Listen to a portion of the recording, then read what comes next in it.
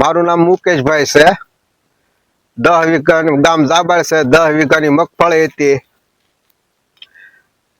બધું નો છૂટકે હળગાવી પડે વરસાદની લીધેથી. વરસાદ બહુ પડ્યો તે પછી બધું બગડ્યું છે. હવે તો આ ખર્ચો ઊભો થાય એમ નથી.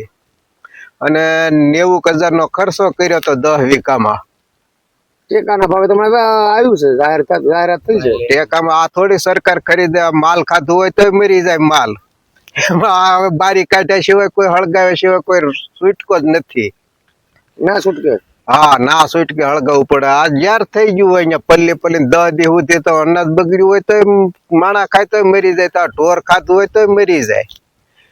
એટલે હળગાવી નાખ્યું. એટલે હળગાવી નાખ્યું. શું કહેશો સરકારને? શું આશા શું હવે તમારે? સરકાર કાંક આમાં કરે તો સારું. કાંક આમના નકર. મારું નામ માવજીભાઈ કાનાણી. અમરેલી જિલ્લો સાવરકુંડલા તાલુકાનું જાબાળ ગામ છે.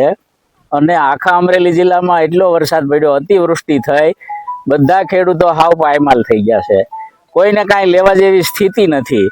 આ મગફળી મારા ભાગ્યાને મેં વાવો આપી હતી અડધો રથ, તો હવે એમાં કાંઈ મળે એમ નહોતું, તો એને બિચારાએ હળગાવી દીધી છે. એટલે આ પરિસ્થિતિ છે. તો સરકાર નકરા વાયદા મારે છે, નેતાઓ બધા વાયદા મારે છે, તારીખો ઉપર તારીખો આપે છે, કાંઈ સહાય કરતી નથી. અને અમે ખેડૂત છીએ, ભીખ નથી માગતા, અધિકાર માગવી છીએ. તો તમારે થોડુંક સમજવું જોઈએ. મતદાન ટાઈમે બધા આવી અને કહો છો આમ કરશું તેમ કરશું, એક આવો સમય આવ્યો છે તો તમે કાંઈ જરાય સહારો કરતા નથી. તો પબ્લિક કરીને શું કરે? આ એકની વ્યથા નથી. આખા અમરેલી જિલ્લાની ગામે ગામ તમે જ્યાં જઈને સર્વે કરવા જાય, આમ જાય તેમ જાય, હું ફલાણું જાઉં, કાંઈ કરતા તો નથી, કાંઈ સહકાર આપતા નથી. ગયા વર્ષે 200 મણની જાહેરાત કરી હતી, અત્યારે તારીખો ઉપર તારીખો મારી અને 125 મણની જાહેરાત કરી. તો ખેડૂતને શું કરી લેવાનું છે? ખેતી નભાવવી હોય તો થોડોક સહકારની જરૂર છે. સરકાર કાંઈક સામું જોવે.